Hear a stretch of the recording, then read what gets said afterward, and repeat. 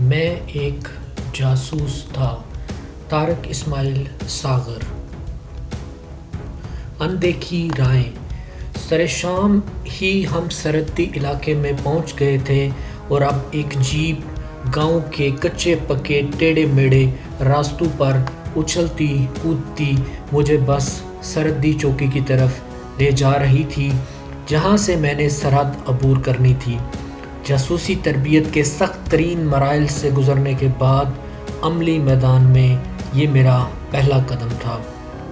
جب ہم لوگ اسٹیشن پر گاڑی سے اتر کر جیپ میں سوار ہو رہے تھے تو میرے انسٹرکٹر میرے ساتھ ہی موجود تھے۔ ٹرین میں سارے راستے انہوں نے بڑے خوبصورت طریقے کے ساتھ مجھے ٹریننگ میں سرحد پار کرنے سے متعلق بتائے ہوئے تمام اصول دہرا دیے تھے، لیکن جیسے ہی ہم لوگ اسٹیشن پر پہنچ کر پہلے سے منتظر جیپ میں سوار ہوئے وہ خاموش ہو گئے۔ مجھے بھی تو اپنی ٹریننگ کے مطابق اب بالکل خاموش رہنا تھا، کیونکہ حفاظتی اقدامات میں پہلا اقدام یہی تھا کہ جہاں تک ممکن ہو خود کو چھپائے رکھو۔ مجھے انسٹرکٹر کے وہ الفاظ اچھی طرح یاد تھے، عملی میدان میں بسا اوقات حالات تربیت میں بتلائی گئی باتوں سے بالکل مختلف پیش آتے ہیں اور وہی اصل میں ایک جاسوس کے امتحان کا بہترین وقت ہوتا ہے۔ جیپ ہمیں لے کر سیدھی کمپنی ہیڈ کوارٹر میں پہنچی تھی، جو سرحد سے قریباً 2.5-3 میل کے فاصلے پر بنا ہوا تھا۔ اسٹیشن سے یہاں تک کا فاصلہ ہم نے آدھے گھنٹے میں طے کیا تھا، لیکن اس آدھے گھنٹے میں ہی سرحدی علاقے میں فوج کی نقل و حرکت نے مجھے معاملے کی سنگین نوعیت کا احساس دلا دیا تھا۔ اپنے جیالوں کو حالت جنگ میں دیکھ کر میرے جذبے کو گویا مہمیز لگ گئی تھی۔ سورج ابھی مکمل غروب نہیں ہوا تھا جب ہم ایک مرتبہ پھر سرحدی چوکی کی طرف سفر کر رہے تھے، لیکن اس مرتبہ ہمارے ساتھ ایک اور ہستی بھی شامل ہو گئی تھی۔ اس سے ملو، یہ ہے دلہ، تمہارا گائیڈ، میرے انسٹرکٹر نے کمپنی ہیڈ کوارٹر میں ایک چھریرے سے جسم کے نوجوان سے میرا تعارف کرواتے ہوئے کہا۔ جواب میں نے کچھ نہ کہا، اور دلے کو بھی امید تھی، کیونکہ وہ اس بزنس میں کافی پرانا تھا اور جانتا تھا کہ اپنی ساتھی کے متعلق کوئی بھی اطلاع جاننا قانوناً جرم ہے اور خود اس کا ساتھی اپنے متعلق کبھی سچ نہیں بولے گا۔ میں صرف مسکرا کر رہ گیا۔ میں نے اس سے ہاتھ بھی نہیں ملایا تھا، مبادا وہ میری انگلیاں ہی گن لے۔ اصل میں انسٹرکٹر صاحب کے سامنے میں کم از کم ایک ہونہار شاگرد کا کردار ادا کرنا چاہتا تھا، ایسا ہونہار اور لائق شاگرد جو اپنے استاد کی معمولی باتوں کا احترام کرتا ہو اور اپنے گائیڈ پر شک کرو ممکن ہے وہ ڈبل ایجنٹ ہو۔ ہر جاسوسی کی تربیت حاصل کرنے والے کو سب سے پہلے گائیڈ سے متعلق یہی بات کہی جاتی تھی۔ دلہ ہمارے آگے آگے جا رہا تھا اور میں اور انسٹرکٹر صاحب پیچھے پیچھے۔ میں نے بھارتی دیہاتیوں والے کپڑے پہن رکھے تھے اور اپنا حلیہ بالکل مونے سکھوں جیسا بنا رکھا تھا۔ میرے انسٹرکٹر کے پاس اس وقت کیا جذبات تھے جب وہ اپنے شاگرد کو پہلے مشن پر روانہ کر رہا تھا، اس کا اندازہ کچھ میں ہی کر سکتا تھا۔ پوسٹ تک پیدل چلتے ہوئے وہ مجھے اس علاقے کی تفصیلات بتاتے رہے جہاں سے میں نے سرحد عبور کرنی تھی۔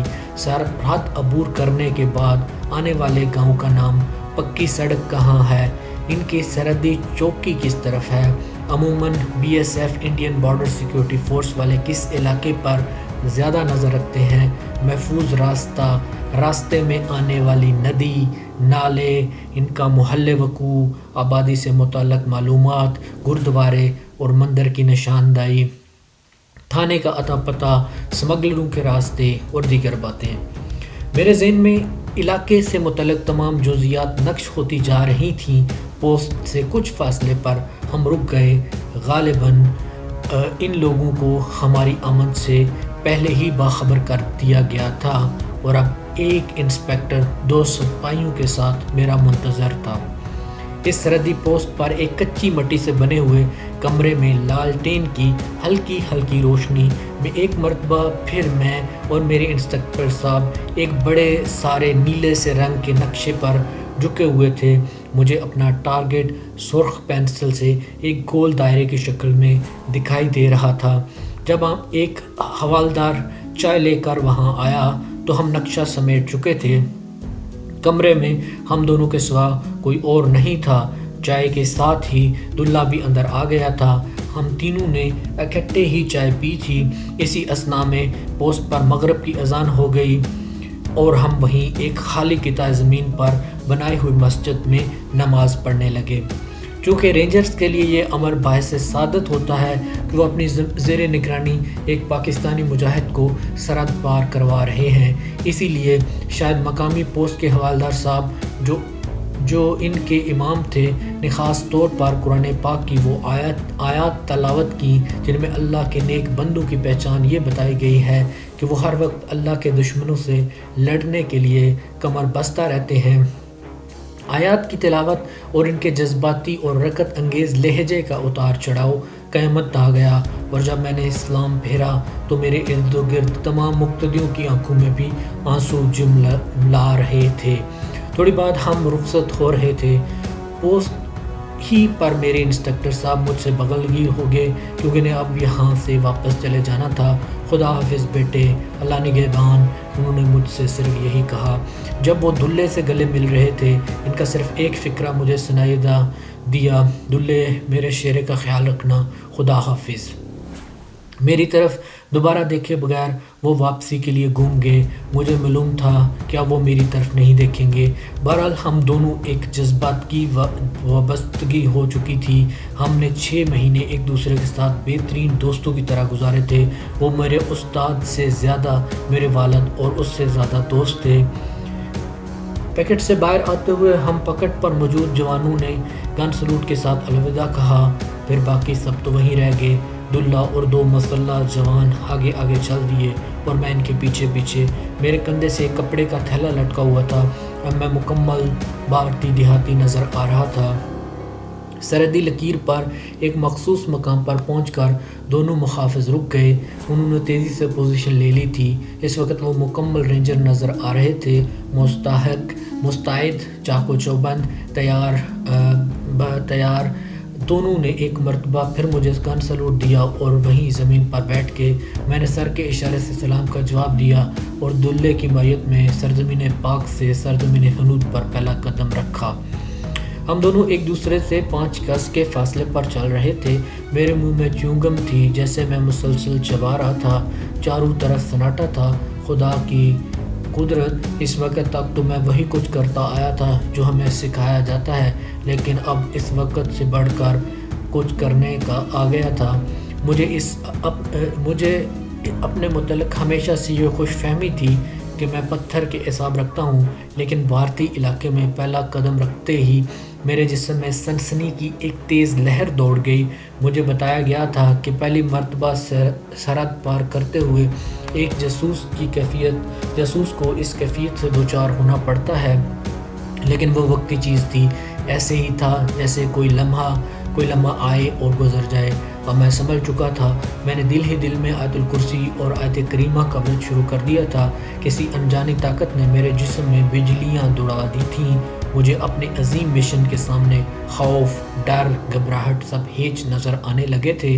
ایک جذبہ تھا جس نے بہت سارے جذبوں کا گلا گھونٹ کر اپنی حقیقت منوا لی تھی۔ میں مسلمان ہوں اور ہندوؤں کو تباہ کرنے جا رہا ہوں، اس ہندو کو جو میری ماؤں بہنوں، میرے ملک، میری قوم کو لوٹ لینا چاہتا تھا، مار ڈالنا چاہتا تھا۔ میں بقا کی جنگ لڑنے جا رہا تھا ایک گھٹیا دشمن کے خلاف۔ دلہ بڑے اطمینان کے ساتھ آہستہ آہستہ قدم اٹھاتا میرے آگے چل رہا تھا۔ 2-3 منٹ تک مسلسل چلتے رہنے کے بعد وہ پلٹ کر دیکھ لیتا، کیونکہ اس کا لڑکپن اور جوانی انہی رستوں کو پھلانگتے گزری تھی، لیکن میرا بہرحال یہ پہلا تجربہ تھا اور مجھے ہر قدم پھونک پھونک کر احتیاط کے ساتھ اٹھانا پڑتا۔ رات کے سناٹے میں پیروں کی ہلکی سی چاپ بھی فضا میں دھماکے کی طرح گونجتی اور پھر سیسے کی ایک گولی اور چھٹی، کیونکہ ایسے حالات جو ان دونوں سرحدوں کے دونوں طرف رونما ہو رہے تھے۔ ان حالات میں کوئی بھی سرحدی محافظ ہالٹ پکارنے کی مہلت دینے کو تیار نہیں تھا۔ شاید یہی وجہ تھی کہ مجھ میں اور دلے میں فاصلہ بڑھ جاتا تھا۔ قریباً 1 گھنٹے تک ہم دونوں اسی طرح خاموشی سے چلتے رہے اور پھر ایک کھیت کے قریب رک گئے۔ ہاتھ کے اشارے سے اس نے مجھے وہیں بیٹھنے کو کہا اور خود سنگن لینے آگے چلا گیا۔ اب ہم کسی حد تک محفوظ علاقے میں آگئے تھے، لیکن سب سے خطرناک مرحلہ اب آنے والے تھا۔ ہمیں ایک نہر کو عبور کرنا تھا جس پر اکثر انڈین سیکیورٹی والے ناکہ لگایا کرتے تھے۔ میں کھیت کے کنارے پر کماد کی فصل میں چھپ کر بیٹھ گیا۔ شاید دلہ پہلے یہ اطمینان کرنے گیا تھا کہ جھونپڑی خالی ہے یا اس میں کوئی موجود ہے، کیونکہ 3-4 منٹ کے بعد اس کی واپسی ہوئی۔ ہم دونوں قریب ہی ایک گھاس پھوس کی بنی ہوئی جھونپڑی میں آ گئے تھے۔ ایسی جھونپڑیاں عموماً کسان اپنے کھیتوں کے قریب بنا لیا کرتے ہیں۔ جھونپڑی میں بیٹھ کر ہم نے وہاں موجود ایک گھڑے میں سے پانی پیا۔ میں ننگے پاؤں چلتے ہوئے آیا تھا، جبکہ دلے نے فلیٹ بوٹ پہن رکھے تھے۔ اسے ربڑ کے جوتوں کے ساتھ چلنے کا خاصا تجربہ تھا، لیکن میں نے 2-3 فرلانگ چلنے کے بعد ہی اندازہ لگا لیا تھا کہ میں اونچے نیچے اور ناہموار رستوں پر جوتوں کے ساتھ اچھی طرح نہیں چل سکتا۔ اس علاقے میں ایک خاص قسم کے چھوٹے چھوٹے کانٹوں والی جڑیاں جا بجا کھیتوں میں اور خاص طور پر کھیتوں کے کناروں پر لگی ہوئی تھیں۔ چونکہ مجھے ابھی ان کا خاص اندازہ نہیں تھا، اس لیے میرے پاؤں میں بے شمار کانٹے چپکے تھے اور اب ہلکی ہلکی جلن بھی ہونے لگی تھی۔ میں نے ٹھنڈے پانی سے پاؤں دھوئے تو خاصا سکون محسوس ہونے لگا۔ یہیں ٹھہرو، میں ذرا جائزہ لے آؤں، دلے نے سرگوشی میں کہا اور مجھے کچھ ہدایتیں دے کر باہر چلا گیا۔ اس کے باہر جاتے ہی میں اپنا لاہے عمل طے کرنے لگا۔ ہم لوگ راجستھان کے ایک علاقے گنگا نگر سے سرحد عبور کر رہے تھے۔ گنگا نگر پہلا سرحدی شہر تھا جو میرے ٹارگٹ کے راستے میں آتا تھا۔ دلے نے مجھے یہاں چھوڑ کر واپس چلے آنا تھا، جبکہ بعد میں اپنے ٹارگٹ تک مجھے اکیلے ہی سفر کرنا تھا۔ ایک مرتبہ پھر دل ہی دل میں نے اپنے ٹارگٹ کے متعلق اطلاعات اور سفر کے متعلق ضروری احتیاطیں دہرائیں اور وہیں جھونپڑی میں کپڑا بچھا کر خوش و خضوع کے ساتھ اللہ تعالیٰ کے حضور کامیابی کی دعا مانگی۔ اب میں بالکل پرسکون تھا، مطمئن اور آنے والے حالات کا مقابلہ کرنے کے لیے ہر وقت تیار۔ چند ہی منٹ بعد دلہ آ گیا۔ چلو جی، اس نے تیز سرگوشی کی اور ہم چل دیے۔ میں نے اپنے پاس موجود انڈین کرنسی نوٹ پلاسٹک کی تھیلیوں میں پیک کر کے اپنے کپڑوں میں مختلف جگہ چھپا رکھے تھے۔ چلتے چلتے ہم نہر کے کنارے پہنچے، وہاں اپنے کپڑے اتارے اور انہیں پلاسٹک کے تھیلوں میں اچھی طرح پیک کر کے ایک ڈوری کے ساتھ اپنے جسم سے باندھ لیا۔ اب ہم دونوں صرف انڈرویئر اور بنیان کے ساتھ نہر عبور کر رہے تھے۔ نہر عبور کرنا پورے سرحد عبور کرنے سے مشکل دکھائی دے رہا تھا۔ رات کو پانی میں پیدا ہونے والی معمولی سی آواز بھی دھماکہ پیدا کر دیتی ہے اور دوسرے ہی لمحے سیسے کی گولی ہمارا مقدر بن جاتی، کیونکہ نہر کے مختلف حصوں میں عموماً انڈین سیکیورٹی والے شکار کے منتظر رہتے ہیں۔ ہم دونوں نے قریباً مردہ تیراکی یعنی سیدھے لیٹ کر تیرتے ہوئے نہر عبور کی تھی۔ اب ایک نئی مصیبت آن پڑی تھی کہ یہ نہر کناروں سے پکی تھی اور کنارے بھی خاصے اونچے تھے۔ جہاں کہیں کنارہ نیچا ہوتا، وہاں سے نہر میں داخلے کا راستہ بند ہوتا، وہیں صیاد جال لگائے بیٹھا تھا۔ قریباً 4 مرتبہ ہم نے مختلف جگہ سے نہر کو عبور کرنے کی کوشش کی، مگر ناکام رہے۔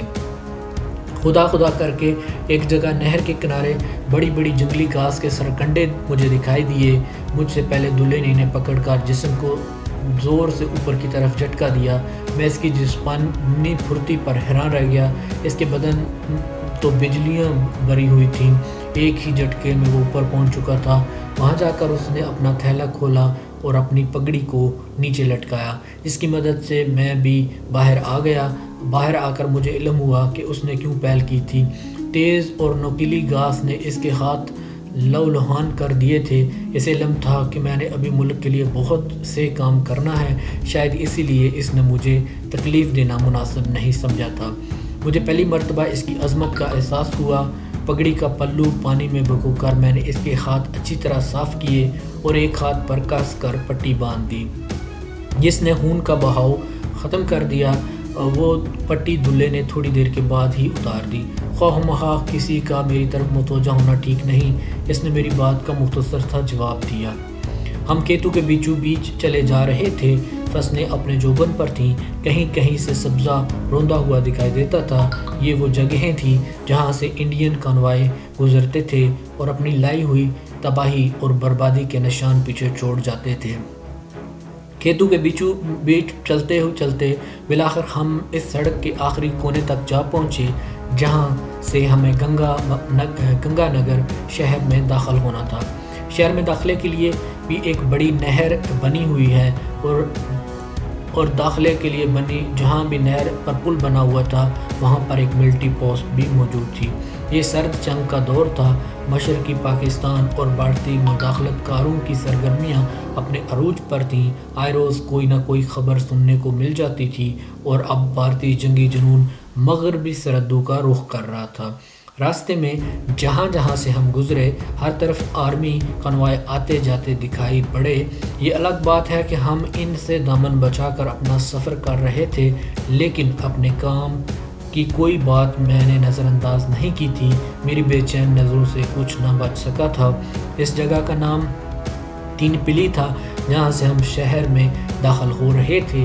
یہاں سے 3 راستے اس مقام پر آ کر ملتے ہیں جو مختلف دیہاتوں سے اس طرف آتے ہیں۔ 3 پلی سے تھوڑا پیچھے ہی ہمیں ایک سائیکل رکشہ نظر آ گیا۔ وہ شخص کسی کا دودھ لے کر شہر کی طرف جا رہا تھا۔ دلہے نے موقع غنیمت جانا اور اسے ٹھہرنے کا اشارہ کیا۔ ہمارا حلیہ چونکہ بالکل دیہاتیوں جیسا تھا اس لیے ہماری اس حالت پر کوئی شک نہ کر سکتا، لیکن اب ایک اور مشکل آڑے آ رہی تھی۔ یہاں کی مخصوص زبان پر مجھے عبور حاصل نہیں تھا۔ دلہے کی البتہ اور بات تھی۔ تو فی الحال اپنے آپ کو گنگا ہی سمجھو۔ اس نے رکشہ سائیکل کی طرف بڑھتے ہوئے سرگوشی کی۔ میں نے جواب میں گردن ہلا دی۔ اب ہم دونوں رکشہ سائیکل پر بیٹھ چکے تھے۔ بھارتی دیہاتوں میں بہت سے دیگر غیر قانونی اور غیر اخلاقی کاموں کے علاوہ ایک کام کچھ زیادہ ہی ہوتا ہے اور وہ ہے شراب پینا۔ ہر دیہات میں غیر قانونی طور پر شراب نکالی جاتی ہے جو شہروں میں سستے داموں فروخت ہوتی ہے، کیونکہ حکومت کے منظور شدہ ٹھیکوں سے ان کے ریٹ خاصے کم ہوتے ہیں۔ اس لیے چھوٹا طبقہ عموماً اس کار خیر کو ترجیح دیتا ہے۔ بھارت کا ہر دوسرا شہری شراب کا رئیسہ ہے۔ نشہ بازی کا رجحان اتنا عام ہے کہ سڑک کے کنارے جیسے ہمارے ہاں چائے کے اسٹال بنے ہوتے ہیں اس طرح وہاں شراب کے ٹھیکے بنے ہوتے ہیں۔ یہاں سرکاری طور پر جاری شدہ شراب فروخت ہوتی ہے اور ایک مخصوص احاطے کے اندر بیٹھ کر شراب نوشی کرنے کی کوئی ممانعت نہیں ہے۔ پنجابی دیہاتی معاشرے میں ایسے غیر قانونی دھندے کرنے والوں کی مدد کرنا باعث فخر سمجھا جاتا ہے۔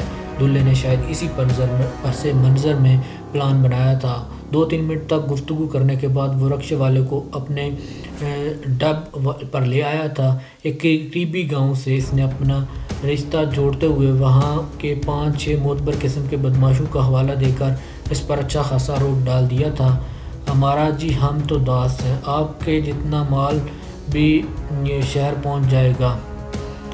عموماً سائیکل رکشہ کو ہی اس غیر قانونی شراب کی منتقلی کے لیے استعمال کیا جاتا ہے اور ایسے لوگ اچھے خاصے پیسے کما لیتے ہیں۔ دلہے نے اسے یہی لالچ دیا تھا کہ وہ اس کے ذریعے کام کروائے گا۔